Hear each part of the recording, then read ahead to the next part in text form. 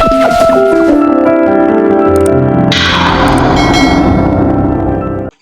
may I come in? Sir, good morning. Thank you, sir. हार्दिक जी अपने बारे में बताइए। जी सर, मैंने अपनी 10वीं की पढ़ाई modern defence senior secondary school Shivganj जिला सिरोही से पूरी की है वर्ष 2014 में। उसके बाद मैंने वर्ष 2016 में Noble senior secondary school Falna जिला पारी से साइंस विषय के साथ में पूरे राजस्थान में 10वां स्थान प्राप्त किया। और उसके बाद मैंने वर्ष 2019 में हंसराज कॉलेज दिल्ली विश्वविद्यालय से फिजिक्स ऑनर्स विषय की पढ़ाई की। उसके बाद मैंने 2021 में किरोड़ीमल कॉलेज दिल्ली विश्वविद्यालय से एमएससी फिजिक्स की पढ़ाई की। तत्पश्चात मैं 2023 से राजकीय महाविद्यालय शिवगंज में बतौर गेस्ट फैकल्टी सर फिजिक्स विषय का अध्यापन कर रहा हूँ। आरएएस के इसमें मेरा दूसरा ही प्रयास है और पहले प्रयास में मेरी 732 रैंक है। और हॉबीज में मुझे सर कुछ बॉलीवुड गाने गुनगुनाना ये पसंद है। आप जब असिस्टेंट प्रोफेसर के प्रोफेशन में हैं और 3 साल से काम कर रहे हैं, जी सर। तो आरएस में क्यों आना चाहते सर सिविल सेवक बनना मेरा बचपन से ही सपना था। अब चूंकि उसके लिए ज़रूरी था कि ग्रेजुएशन एक मिनिमम बेसिक कंपल्शन है, तो मैंने बीएससी किया अपने पसंदीदा विषय के साथ में। कॉलेज में अभी मैं जो पढ़ा रहा हूँ वो अब चूंकि वहाँ पर वैकेंसी थी और आरएएस की मैं तैयारी साथ-साथ में कर रहा था, इसलिए मैंने वहाँ पे ये चुना है। बट लेकिन सर मैं इसी तैयारी में आगे कार्यरत हूँ, हैं? अच्छा, आरएएस में ही। फिजिक्स जी सर। भारतीय ज्ञान परंपरा के आधार पर फिजिक्स को भारतीय दृष्टि से किस तरह देख सकते हैं? और वर्तमान शिक्षा में फिजिक्स में क्या पढ़ाया जाता है? क्या वह भारतीय दृष्टि से है या नहीं?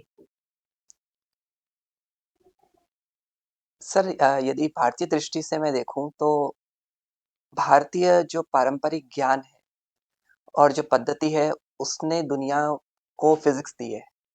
मैं यदि एंशिएंट की बात करूँ तो हमने ज़ीरो दिया है, हमने डेसिमल दिया है। यदि हम ये सब ना देते तो हम कभी चाँद तक नहीं पहुँचते।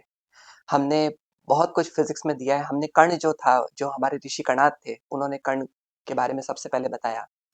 इसके अलावा हमने सूर्य, चंद्रमा, सौर इन सब की गणनाएँ की। ये सभी भारत ने दिया है। मगर अभी के केस में मैं देखता हूँ कि ये जो भारतीय ज्ञान है, भारतीय ज्ञान परंपराएँ हैं, इन्हें हम थोड़ा-सा भूल गए। आज हम जो कॉलेजेस में पढ़ाते हैं, वो ज़्यादा से ज़्यादा वेस्टर्न एजुकेशन पे आधारित है। लेकिन मुझे लगता है कि अब धीरे-धीरे जो इंडियन कंट्रीब्यूशन है फिज़िक्स को लेकर वो लोगों के बीच में आ रहा है और हम इसे अ, भारतीय ज्ञान परंपरा के साथ में कोऑर्डिनेट कर लेंगे। आ रहा है, कैसे आ रहा सर अभी है? आप तक ला रहे हो आपकी क्लास में? जी सर। कैसे? सर मैं जब स्टूडेंट था तब भी मैं सर अपने कॉलेज में मैं अध्यक्ष रहा फिज़िक्स सोसाइटी का। उस साल मैंने जितने भी इवेंट्स करवाए उनमें ये इंश्योर किया कि बच्चे इंडियन फिजिसिस्ट का जो कंट्रीब्यूशन है उसको समझें। मैंने एक फिजिसिस्ट वॉल बनवाई जिसमें जितने भी 10 टॉप जो इंडियन फिजिसिस्ट हैं उनकी तस्वीरें लगवाई और उनके कंट्रीब्यूशंस लिखवाए। अभी जब मैं अपनी क्लासेस में पढ़ाता हूँ तब मैं हर सैटरडे को एक मिसलेनियस क्लास लेता हूँ जिसमें मैं बच्चों को ये बताता हूँ कि भारतीय जो ज्ञान परंपराएं हैं, भारत के जो वेद है, पुराण है, उनमें कहाँ-कहाँ फिजिक्स है। क्या हम आत्मा को एनर्जी के साथ देख सकते हैं जोड़कर? भागवत गीता में एक श्लोक है जहाँ पे हमने बताया कि आत्मा को ना काटा जा सकता है, ना सुखाया जा सकता है, ना गीला किया जा सकता है। कुछ-कुछ इसी तरीके से मैं ये बच्चों को बताता हूँ कि एनर्जी भी जो can neither be created nor be destroyed का जो कॉन्सेप्ट है, कहीं न कहीं हम उसे आत्मा के साथ जोड़ सकते हैं। राजस्थान को लेकर के आप क्या कहेंगे? ओवरऑल एजुकेशन में राजस्थान का भारत में कैसा कंट्रीब्यूशन? क्या अच्छी चीजें राजस्थान में हैं? क्या नेगेटिव चीजें राजस्थान में हैं? और क्या प्रेजेंट सिनेरियो है हमारा एजुकेशन? जी सर। सर राजस्थान में शिक्षा को लेकर बहुत कुछ अच्छी चीज़ है। यदि मैं सबसे पहले राजस्थान की जो टॉप कोचिंग इंस्टीट्यूट्स की बात करूँ या राजस्थान में कोचिंग कल्चर, कोचिंग इकोनॉमी की बात करूँ पर्टिकुलरली इन कोटा या अभी के टाइम में सीकर, यहाँ पे मैं देखता हूँ, उसके अलावा मैं देखता हूँ कि राजस्थान में सबसे ज़्यादा यूनिवर्सिटीज़ हैं पूरे भारत में। और मुझे ऐसा लगता है कि यहाँ पर जो कुछ-कुछ कंसर्न्स हैं, जैसे यहाँ पर जो पढ़ाई को लेके थोड़ा बहुत प्रेशराइज़ बच्चों को किया जा रहा है। कुछ कोचिंग इंस्टीट्यूट्स में जहाँ पर मैं देख रहा हूँ कि सुसाइड के केसेस काफ़ी आम हो गए हैं। जो यंग बच्चे हैं, उनमें नशे की प्रवृत्ति काफ़ी ज़्यादा बढ़ने लगी है। ये कुछ कंसर्न्स ज़रूर है, मगर हाँ, स्टेट गवर्नमेंट की कोई इनिशिएटिव इसको लेकर के लिए गए? सर नशा मुक्ति एक अभियान चलाया जा रहा है फिलहाल कॉलेजेस में, जहाँ पे हम सर हमारे कॉलेज में भी ये चल रहा है। इसमें हम बहुत सारे इवेंट्स करवाते थे, जैसे सर हमने शपथ दिलवा दी कभी, हम हम भाषण प्रतियोगिता गवर्नमेंट करवाते ने क्या हैं। सर किसके लिए? किया नशा एजुकेशन में ओवरऑल प्रॉब्लम्स को सॉर्ट आउट करने के लिए, कोचिंग के लिए कुछ किया है? जी सर। सर कोचिंग विधेयक एक ये लाए हैं सरकार। इसमें सर बहुत सारे कंसर्न्स जो थे, मेजर कंसर्न उन्हें हमने सॉर्ट आउट किया है, जैसे कि 1 हफ्ते में जो 1 दिन में 5 घंटे से ज़्यादा क्लास ना हो। बच्चों को जिस तरीके से टॉर्चर फ़ील किया जाता था या करवाया जाता था उनकी फ़ीस को लेकर, वो यदि बच्चा छोड़ दे बीच में कोचिंग तो वो फ़ीस उन्हें वापस रिफंड की वेटलैंड से जाएगी। आप क्या समझते हैं? राजस्थान में वेटलैंड की रिसेंट साइट कौन सी डेवलप हुई बताइए? सर सबसे पहला जो सवाल था वेटलैंड। सर वेटलैंड एक ऐसी आर्द्र भूमि होती है, जहाँ पर पानी भी हो और कुछ ज़मीन भी हो, जहाँ जहाँ कुछ गीली-गीली सी मिट्टी हो, जो बेसिकली जो माइग्रेटरी बर्ड्स के कंज़र्वेशन और बायोडायवर्सिटी के ओवरऑल कंज़र्वेशन को लेकर ये चिन्हित किए जाते हैं। राजस्थान में फ़िलहाल सर 5 वेटलैंड्स हैं सबसे, और जो लेटेस्ट अभी वेटलैंड है, अ, सर जो 5वीं ही बनी है उसका मैं आपसे माफ़ी चाहूँगा, मैं नाम अभी रिकॉल नहीं कर पा रहा, लेकिन 5 वेटलैंड है सर। क्रॉप कमर्शियल क्रॉप्स में राजस्थान की बेस्ट कमर्शियल क्रॉप्स कौन कौन सी? सर अरंडी। इकोनॉमिक दृष्टि से। जी, सर अरंडी हम्म, कमर्शियल क्रॉप है। इसके अलावा सर कॉटन यहाँ पर काफ़ी मात्रा में आता है। कॉटन राजस्थान जी सर। और अ, माफ़ी चाहूँगा सर, मैं 2 याद कर पा रहा हूँ। महिलाओं को लेकर के गवर्नमेंट की नई स्कीम्स, राजस्थान गवर्नमेंट की कौन कौन सी? सर पिंक टॉयलेट्स जो बनाए जा रहे हैं सरकार की तरफ से, उसके अलावा महिला थानों की एस्टेब्लिशमेंट यहाँ पे हो रही है। एक हेल्पलाइन नंबर 181 जो जारी किया गया है सरकार की तरफ से। नई बटालियंस बनी है, जो जो नई 3 बटालियन बनी है महिलाओं के नाम पे बनी है, जिसमें हाड़ी रानी, पद्मिनी और अमृता देवी जी के नाम पे बनी है। इसके अलावा पेट्रोलिंग यूनिट्स, कुछ कालिका पेट्रोलिंग यूनिट्स सरकार द्वारा बनाई गई है। इसके अलावा शिक्षा, चिकित्सा, लाड़ो प्रोत्साहन योजना, इन सब के लिए भी बालिका शिक्षा, बालिका जो महिला चिकित्सा है, इन सभी को प्रमोट किया जा रहा है। जो उड़ान स्कीम है, जिसमें सैनिटरी पैड्स दिए जाते हैं महिलाओं को, वो एक स्कीम है। और सर इसके अलावा शिक्षा के लिए हमारे फंडामेंटल राइट्स कितने हैं और सीक्वेंस में बताइए? जी, सर फंडामेंटल राइट्स आर्टिकल 14 से लेके आर्टिकल 32 तक है, जिसमें सबसे पहले आर्टिकल 15, और यदि मैं आर्टिकल 14 की बात करूँ तो राइट टू इक्वालिटी, आर्टिकल 15 की बात करूँ अ, तो कितना नो डिस्क्रिमिनेशन। कितने हैं हमारे fundamental rights? How many rights we have in numbers? Sir माफ़ी चाहूँगा, मैं एग्ज़ैक्ट नंबर रिकॉल नहीं कर पा रहा। ठीक है। ओके हार्दिक, अभी आपने कहा कि राजस्थान का एजुकेशन बहुत अच्छा है, बहुत ग्रो कर रहा है, एंड तो मेरा एक सिंपल सा क्वेश्चन पहला आपसे ये है, जब राजस्थान का एजुकेशन सिस्टम, एजुकेशन सेक्टर इतना स्ट्रांग है, आप डीयू क्यों गए? जी मैम। मैम 2016 में जब मैंने अपनी ग्रेजुएशन स्टार्ट करनी चाहिए थी, उस समय मैम राजस्थान यूनिवर्सिटी और डीयू ये दोनों ही जगहों पर मैंने फॉर्म भरे थे। मैम मुझे जो चीज़ यहाँ पे कंपैरिज़न में लगती है कि डीयू में सोसाइटी का कल्चर और एक्सपोज़र कुछ ज़्यादा है राजस्थान से। वहाँ पे बहुत डिफरेंट कल्चर के बच्चे आते हैं, हर स्टेट के बच्चे आते हैं। मैंने जो वहाँ पर रहकर सीखा उन बच्चों से, उनके कल्चर के बारे में, और जो सोसाइटी से मुझे ईसीएस का एक्सपोज़र मिला, वो मुझे लगता है कि राजस्थान में वो और डेवलप किया जाना चाहिए। तो हम भी तो बहुत अच्छे अगर हो सकते हैं। आपको ये मौका मिलता है तो आप इस तरह का कल्चर यहाँ पे डेवलप करना चाहें? जी मैम। राजस्थान में कुछ वॉर्स हुई हैं कभी? कुछ बैटल्स हुई हैं? जी मैम। कुछ हिस्टोरिकल बैटल्स के बारे में बताइए।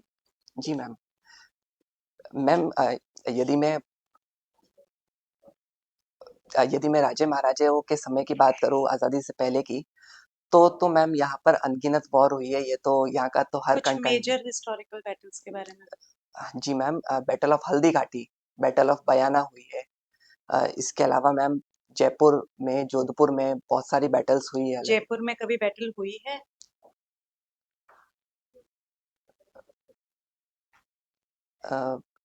मैम जयपुर के आउटस्कर्ट्स में आपने हुई। स्पेसिफिकली नाम लिया कि जयपुर में भी बहुत सारी बैटल्स हुई है। मैं तो ये कह रही हूँ कि क्या जयपुर में कभी एक बार भी बैटल हुई?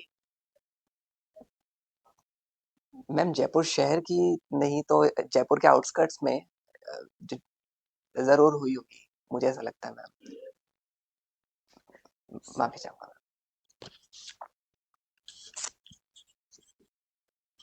हार्दिक जी, एक न्यूज़पेपर्स में बड़ा चर्चित शब्द चल रहा है जेन जेड। जी। जी क्या सर। है ये?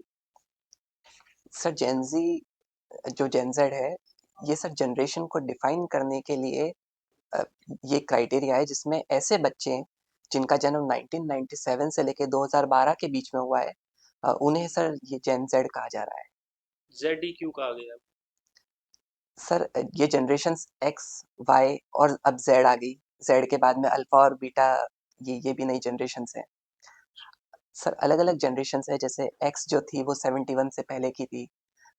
वाई जो थी वो सर माफी चाहूंगा, ये मैं एग्जैक्ट इसका जो जो क्लासिफिकेशन है वो पर्टिकुलर ईयर में याद नहीं कर पा रहा हूँ, बट जेन वाई जो थी वो 97 से पहले की थी, शायद 80s से 97, और 70s या 67 से लेके जो थी वो एक्स, 2012 से 25 तक अल्फा, और 2025 में जिन बच्चों ने जन्म लिया है वो बीटा जनरेशन है। आप कौन सी में आते हैं? सर मैं जेन जी में आता हूँ, जेन जेड। तो अभी ये जो मूवमेंट्स चल रहे हैं, ये क्या मूवमेंट है, कितनी जगह पे चल? सर जेन जेड मूवमेंट सबसे पहले जो लाइमलाइट में आया वो नेपाल में आया। हालांकि नेपाल के पहले मैं मानता हूँ श्रीलंका में जो मूवमेंट हुआ था वो भी जेन जेड था। बांग्लादेश में अभी जो मूवमेंट चल रहे हैं वो जेन जेड है। हाल ही में ईरान में जो 2-3 दिन से जो मूवमेंट चल रहा है वो जेन जेड है। क्या है तो ये मूवमेंट? सर ये मूवमेंट होता है जहाँ पे जो युवा लोग होते हैं वो अलग-अलग हो सकते हैं उनके मुद्दे, उन मुद्दों पर वो सरकार को घेराव करते हैं या सरकार से अपनी डिमांड्स सरकार के सामने रखते हैं। जैसे नेपाल में जो मुद्दा इससे था। पहले जो मूवमेंट हुआ उनमें और इसमें क्या डिफरेंस है फिर? Why focused on gen Z? What sir is the difference? Why gen Z जैसे वर्ड इतने यूज? सारे प्रोटेस्ट पहले भी होते आए हैं जी और मैम। प्रोटेस्ट अभी जेन से भी क्या कर रहे हैं? प्रोटेस्ट कर रहे हैं। तो ये जो प्रोटेस्ट है, ये जो जेनजीस इतना मोर्चा लेके बैठे हैं या फिर सरकार के अगेंस्ट आंदोलन भी कर रहे हैं, तो सर यही पूछ रहे हैं कि अभी वाले ये प्रोटेस्ट और आंदोलन और जो पहले इन जनरल प्रोटेस्ट हुआ करते थे सरकार के खिलाफ या सरकार से अपील्स जो होती थी, उनमें क्या डिफरेंस है? सर जो मेजर डिफरेंस मैं देखता हूँ वो ऑर्गेनाइजेशनल बैकअप। जो पहले प्रोटेस्ट होती थी, यदि मैं 1975 की प्रोटेस्ट की बात करूँ, जेपी आंदोलन की यदि मैं स्पेसिफिकली बात करूँ, तो वहाँ पे भी जेनजेड इन्वॉल्व, जो मतलब उस समय के युवा थे वो इन्वॉल्व थे, लेकिन वहाँ पे एक ऑर्गेनाइजेशनल लीडरशिप थी। वहाँ पे एक क्लियर क्राइटेरिया था कि इस मूवमेंट के बाद में क्या, जो फ्यूचर जनरेशन, जो फ्यूचर लीडरशिप होगी वो क्या होगी। मगर अभी जो मैं देख रहा हूँ वहाँ पे उत्साह है, जोश है, मगर एक डायरेक्शन नहीं है। और बिना डायरेक्शन के वो जो ये आंदोलन है, ये बेसिकली लीडरलेस आंदोलन है। कई मुद्दों पर ये काफ़ी ज़्यादा वायलेंट भी देखे गए हैं, जैसे नेपाल में हुआ था, जैसे लद्दाख में होने की कुछ-कुछ संभावनाएँ थी। ये मैं बेसिक डिफरेंस तो ये याद जनरेट करता हूँ। कैसे होता है और इसका एनर्जी सोर्स क्या है? सर जनरेशन का तो अपना मुद्दा हो सकता है, जैसे नेपाल में सोशल मीडिया का मुद्दा नहीं, था। आपने कहा कि ये लीडरशिप लेस है, जी तो सर। लीडरशिप लेस है तो फिर जनरेशन कहाँ से हुआ? कहाँ से ये बात शुरू होती है और कैसे ये गति पकड़ती है?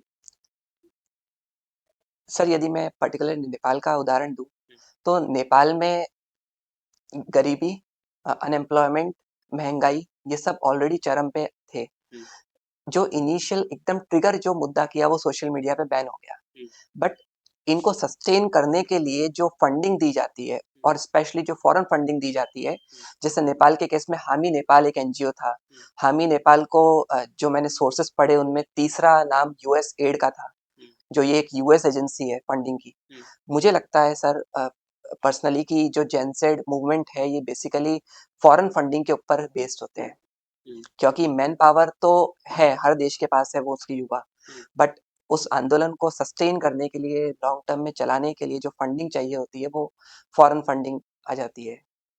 ट्रिगर करने के लिए भी आप मानते हैं कि फॉरेन जी का सर। हाथ होगा? जी तो सर। आप इंडिया में भी ऐसा कुछ देखते हैं क्या? ऐसा सोचते हैं क्या कि यहाँ भी कुछ जेन जेट जैसा कुछ हो सकता है? सर भविष्य की किसी भी संभावना को मैं खारिज नहीं करूँगा, हुँ, मगर मुझे ऐसा लगता वर्तमान है कि परिप्रेक्ष्य में, अभी की स्थिति में। सर वर्तमान परिप्रेक्ष्य मुझे नहीं लगता कि जेन ज़ेड मूवमेंट इस तरीके का भारत में पॉसिबल है, क्योंकि भारत में इनफ फंडामेंटल राइट्स हैं जहाँ पर हमें अपनी अभिव्यक्ति का अधिकार है, हुँ, स्वतंत्रता है। हुँ, हम अपनी बात सोशल मीडिया के माध्यम से, अखबार के माध्यम से हुँ, रख सकते हैं, हुँ, अपने विचार रख सकते हैं। इसके अलावा भारत में जो मेजर लोग हैं वो सभी मिडल क्लास लोग हैं। उनका जो ध्यान है वो एक पर्टिकुलर आंदोलन के ऊपर नहीं रहता। हुँ, तीसरी चीज़ कि ये जो लोग हैं मिडल क्लास लोग, इनमें सर किसी एक मुद्दे के ऊपर इतने सारे लोगों का जमा होना, वो थोड़ा मुश्किल लगता है। जैसे वहाँ पे तो सारे जो युवा लोग थे, छोटा-सा देश है नेपाल, तो वहाँ पे सोशल मीडिया के एक मुद्दे पे सभी सहमत हो गए। हुँ। बट भारत में और चुनौतियाँ सभी के सामने बहुत अलग-अलग तरीके की है। किसी एक मुद्दे पर सहमत होना या सहमत करवाना, ये दोनों ही थोड़ा-सा टीडियस टास्क मुझे लगता है। सोशल मीडिया क्या है? चल हाँ, जी। एक मिनट। मैं भी यही पूछा। सर सोशल मीडिया एक ऐसा इलेक्ट्रॉनिक माध्यम है, जहाँ पर हम दुनिया के साथ कनेक्ट कर सकते हैं। उदाहरण के तौर पर हुँ, WhatsApp, Facebook, Instagram, thread, X, ये सभी सोशल मीडिया है। तो इसकी क्या पॉजिटिव और नेगेटिव पॉइंट्स आप देखते हैं? सर सबसे पहले मैं पॉजिटिव बताना हुँ, चाहूँगा। पॉजिटिव में यदि मैं गवर्नमेंट के व्यू पॉइंट से देखूँ तो सरकार अपने इनिशिएटिव्स, सरकार अपने जो पॉलिसीज़ हैं, अपनी जो उन्हें बहुत जल्दी से जल्दी और कम टाइम में लोगों तक पहुँचा सकती है। राजस्थान टूरिज़्म के मैं उदाहरण दूँगा, राजस्थान पुलिस का मैं उदाहरण दूँगा, जहाँ बहुत अच्छी-अच्छी इनिशिएटिव्स लोगों तक पहुँच रहे हैं। हुँ, यदि मैं बिज़नेस की तरह बात करूँ, बिज़नेस के व्यू पॉइंट से, हुँ, तो आजकल मैं देख रहा हूँ इंस्टाग्राम पे भी शॉपिंग हो रही है। सोशल मीडिया के माध्यम से बहुत आसानी से अपना प्रोडक्ट लोगों को बेचा जा सकता है। यदि मैं एक आम आदमी के व्यू पॉइंट से बात करूँ तो मेरे लिए बहुत आसान हो गया है मेरे दूर के फूफा जी या मौसा जी से जुड़े रहना और उनसे उनके टच में रहना, उनकी जीवन में क्या गतिविधि चल रही है उनसे। हुँ, यदि मैं नेगेटिव की बात करूँ सर, सोशल मीडिया से अ, कई अब्यूज़ सामने आ रहे हैं, स्पेशली युवा जो बच्चे हैं उनके माध्यम से या महिलाओं के माध्यम से, या जो महिलाएँ फेस कर रही है। हुँ। इसके अलावा सोशल मीडिया से बच्चों का फ़ोकस बहुत कम हो गया है। हमारी क्रिएटिविटी थोड़ी कम हो रही है। हमारा जो टाइम मैनेजमेंट है वो अधिकतर सोशल मीडिया रील्स स्क्रॉल करने में ही चला जाता है। ये मुझे कुछ नेगेटिव्स लगते हैं सर।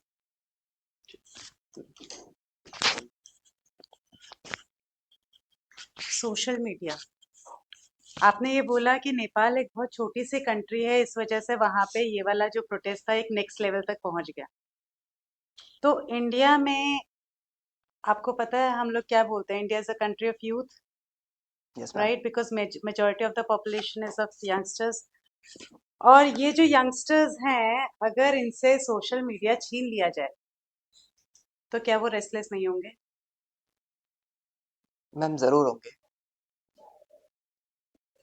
तो क्या उस तरह का मोमेंट जो आपने कहा कि मूवमेंट उस तरह का यहाँ पे अभी फिलहाल आपको लग रहा है कि नहीं हो सकता है? कि आपको अभी भी ऐसा लगता है कि अगर ये सोशल मीडिया, क्योंकि उनसे भी क्या किया गया, सोशल मीडिया के मेजोरिटी ऑफ द प्लेटफॉर्म्स छीन लिए गए, तो इस तरह का तो प्रोटेस्ट यहाँ पे भी होने के चांसेस हैं।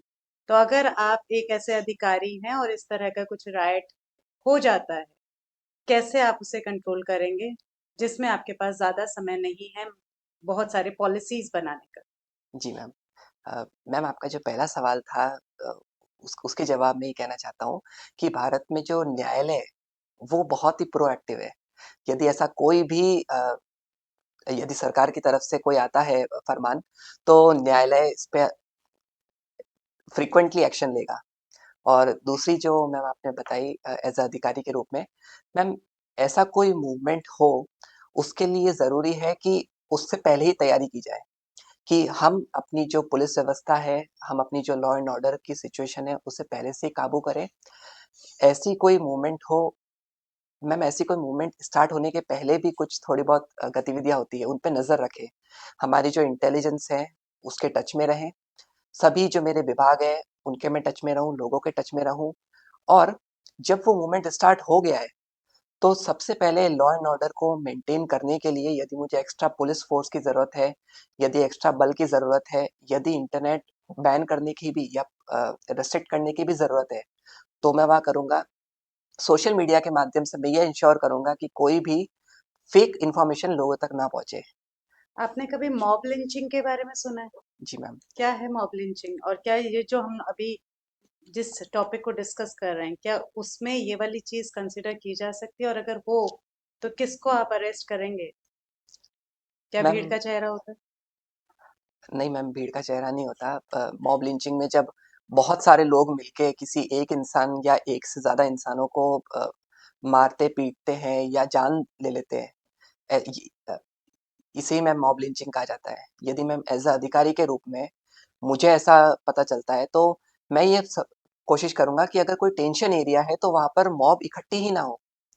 हो गई, हम तो ये जी, कह रहे हैं हो गई। जी ma'am. Now how you going to diffuse the situation? Ma'am यदि ऐसा कोई सिचुएशन हो चुका है, तो जितने भी लोग जिन्हें मैं सीसीटीवी के माध्यम से या जैसे भी आइडेंटिफ़ाई कर सकता हूँ, उन्हें मैं वहाँ पर आइडेंटिफ़ाई करूँगा, उनके खिलाफ कार्रवाई करूँगा और साथ में ये इंश्योर करूँगा कि जो भी पीड़ित है, उन्हें पूरी तरीके से न्याय मिले और प्रशासन उनके साथ में खड़ा रहे, उन्हें न्याय दिलाने के लिए। सपोज करो तुम एक जगह पर खड़े हो, भीड़ आई, भीड़ ने तुम्हें धक्का दिया, तुम आगे जा रहे हो, सीसीटीवी में तुम आगे, तुम्हारा कहीं रोल नहीं था लेकिन सीसीटीवी में तुम दिख रहे हो आगे बढ़ते हो, और तुम्हें अरेस्ट कर लिया जाता है, कैसे जी प्रूव मैम। करोगे? मैम अपनी जो दलील होगी, वो अपने लॉयर के माध्यम से मैं ज़रूर कोर्ट में माननीय जो जज साहब होंगे, उनके सामने रखूँगा। और मुझे जुडिशरी पे पूरा भरोसा है कि यदि मैं बेकसूर हूँ, तो मुझे न्यायालय से बाइज़्ज़त बरी किया जाएगा। ठीक है। जी thank sir. You. Thank you sir, thank you.